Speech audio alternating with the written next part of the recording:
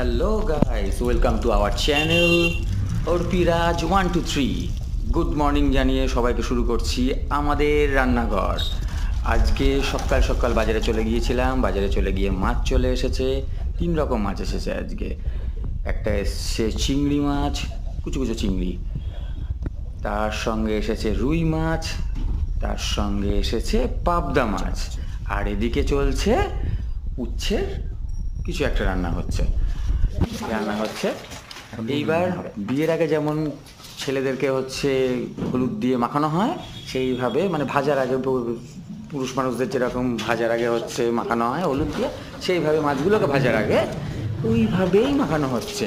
আপনারা দেখে নিচ্ছেন কিভাবে মাখানো হচ্ছে, যেভাবে আমাদেরকেও ভেজে নেওয়া হয়েছিল মাখিয়ে, ঠিক সেইভাবে মাখাচ্ছে।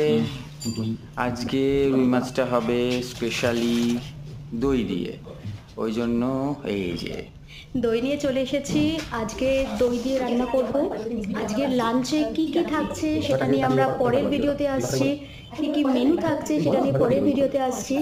আজকে প্রথম রাজ নিজে অনেক বাজার করেছে, তো সেটা নিয়েও আসছি পরের ভিডিওতে।